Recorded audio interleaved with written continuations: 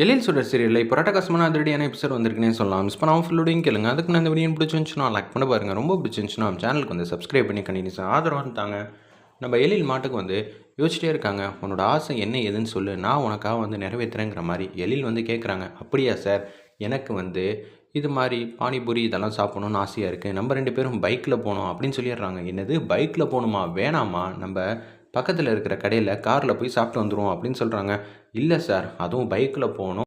ரொம்ப தூரம் இருக்கிற ஒரு கிலோமீட்டரில் வந்து ஒரு இடத்து பேர் வந்து சொல்கிறாங்க. அங்கே தான் போகணும். அது கிட்டத்தட்ட 20 கிலோமீட்டருக்கு மேலே இருக்கே. நான் எப்படி உன்னை கூட்டிகிட்டு போவேங்கிற மாதிரி யோசிக்கிறாங்க. பார்த்தீங்களா, என் ஆசை எப்போதுமே வந்து யாராலையும் நிறைவேற்ற முடியாது அப்படின்னு சொன்னோன்னே, சரிம்மா நான் உனக்காக நிறைவேற்றுறேன். எப்படி சுடரை வந்து பைக்கில் வந்து கூட்டிகிட்டு போவோம், நமக்கு தான் பைக் ஓட தெரியாதுங்கிற விஷயத்த வந்து சுடர்கிட்ட சொல்ல முடியுமா அப்படின்னு சொல்லி யோசிக்கும்போது, ராமையா எனக்கு அர்ஜென்ட்டாக வந்து பைக்கில் வந்து போகணும் அப்படின்னு சொல்கிறாங்க அந்த இடத்துல. என்ன சார், என்ன வேணும்? ஏன் பைக்கில் போகணும்? நீங்கள் தான் கார் சூப்பராக ஓட்டுவீங்களே, உங்களுக்கு தான் பைக் வந்து ஏணி வச்சாலும் எட்டாதில்ல அப்படின்னு சொல்கிறாங்க. என்ன ராமையா, எனக்கு எட்டாதா? சார் நான் உயரத்தை சொல்லலை, ஓட்ட தெரியணும்ல அப்படின்னு சொல்கிறாங்க.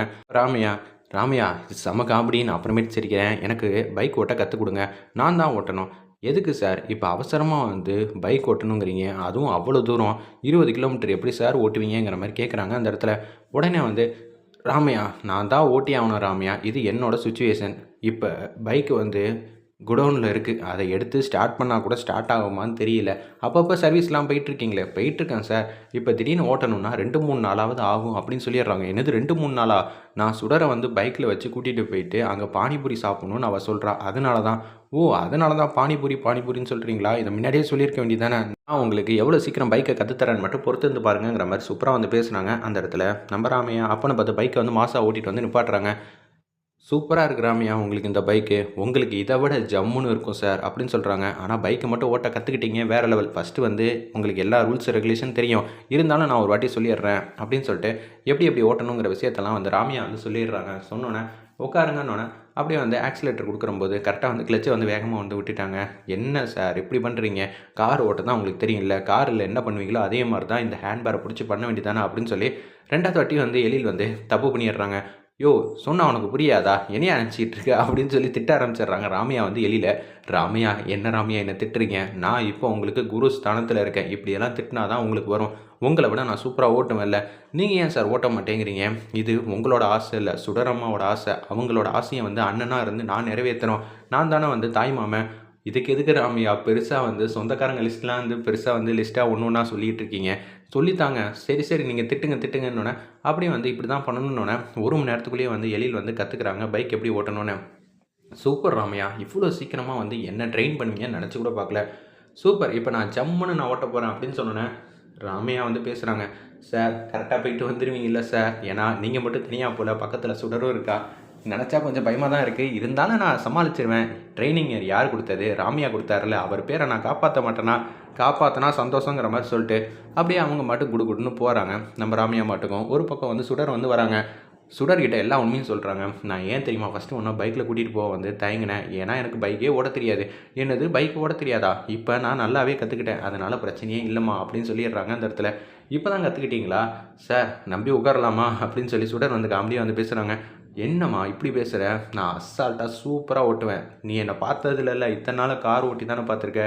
பைக்கு அதை விட ஃபன்ஃபுல்லாக இருக்க போகுது அப்படின்னு சொல்லி என்னை டைட்டாக இறுக்கமாக பிடிச்சிக்கங்கிற மாதிரி சொல்கிறாங்க. சார் நான் எப்படி போகிறேனோ அதே மாதிரி பத்திரமா என்னை கொண்டு வந்து இறக்கி விட்டுருவீங்களே அப்படின்னு சொன்னோன்னே, வாமா போகலான்னு சொல்லிட்டு 2 பேரும் வந்து சிரிச்ச முகமாக வந்து வீட்டிலேருந்து வந்து ஜோடியாக வந்து கிளம்புறாங்க. இப்படி அப்படின்னு வந்து சூப்பராக வந்து பைக் ஓட்டி அந்த கடையை வாசலில் வந்து நிப்பாட்டுறாங்க. கடையில் வந்து ஆர்டர் வந்து பண்ணிடுறாங்க. சூப்பர், எனக்கு இதே மாதிரி வந்து சண்டே வந்து என்னை வெளியில் எங்கேயாவது கூட்டிகிட்டு போகணும். வீக் ஒன்ஸாவது நம்ம இங்கேருந்து 20-30 கிலோமீட்டர் வந்து பைக்லேயே போய் வந்து எனக்கு எதுவாக இருந்தாலும் வாங்கி தரணுங்கிற மாதிரி சுடர் வந்து கேட்குறாங்க. என்னம்மா நீ இப்படி சொல்கிற? 20 கிலோமீட்டரா? வாரமா? இதான் என்னோடய ஆசை.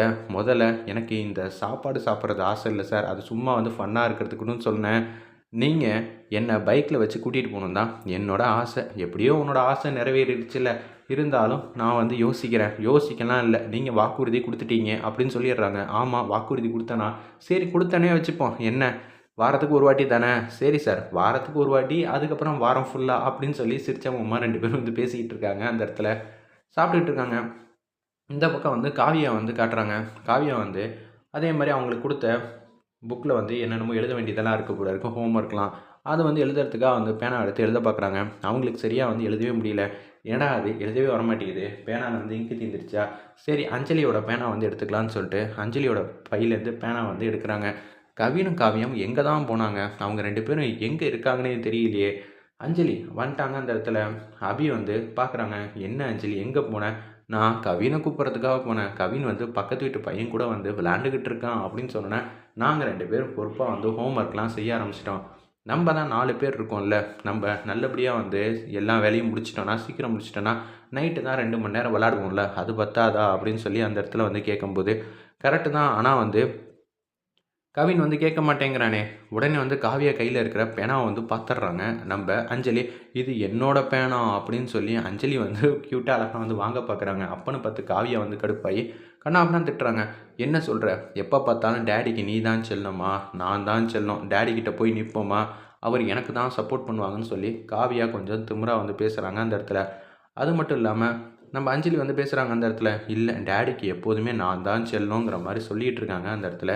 நம்ம அஞ்சலி போய் நிற்போமா அப்படின்னு சொன்னோன்னே, டேடி வந்து எனக்கு, கவினுக்கு, அபிக்கு மட்டும்தான் அவர் டேடி, உனக்கெல்லாம் அவர் அப்பாலாம் கிடையாது அப்படின்னு சொன்னோன்னே, என்ன சொல்கிறேன்னு சொல்லி அப்படியே வந்து அஞ்சலிக்கு என்ன சொல்கிறதுனே தெரில. அப்படியே வந்து ஃபீல் பண்ண ஆரம்பிச்சிட்டாங்க. ஏய் காவியா, மரியாதையாக அந்த பேனா கீழே வை, என்ன பேச்சு இதெல்லாம், அஞ்சலிக்கிட்ட வந்து சாரி சொல்லுங்கிற மாதிரி சொன்னோன்னே, அஞ்சலிக்கிட்ட வந்து சாரி வந்து சொல்கிறாங்க. இருந்தாலும் வந்து அவங்க மாட்டுக்கும் வருத்தப்பட்டுக்கிட்டே வந்து எழில் சுடரை வந்து பார்க்கலான்னு சொல்லிட்டு அங்கேருந்து வந்து போயிட்டுருக்காங்க. பார்க்குறதுக்கே கஷ்டமாக இருந்துச்சுன்னே சொல்லலாம் அந்த சீன்லாம். ஒரு பக்கம் கேஷுவலாக வந்து அப்படியே வந்து வேலையெல்லாம் பார்த்துக்கிட்டு இருக்காங்க.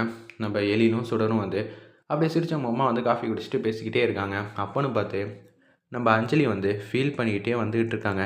என்ன அஞ்சலி, காவியா எதுவும் திட்டினாலா, காவியாவுக்கும் அஞ்சலிக்கும் சமாதானம் பண்ணுறது இருக்கே அது மிகப்பெரிய வேலை அப்படின்னு சொல்லும்போது, காவியா சொன்ன விஷயத்தை எல்லாத்தையும் வந்து ஒன்று ஒன்றா வந்து சொல்லிக்கிட்டு இருக்காங்க. வேறு லெவலில் மாசாக இருந்துச்சுன்னே சொல்லலாம். இந்த விஷயம்லாம் எழிலுக்கும் சுடருக்கும் தெரிஞ்சோன்னே, எப்படி சுடர் இதெல்லாம் வெளியில் வந்து போச்சு தெரியலையே சார், நம்மளை மீறி ஒருத்தவங்க இங்கே ப்ளே பண்ணிக்கிட்டு இருக்காங்க.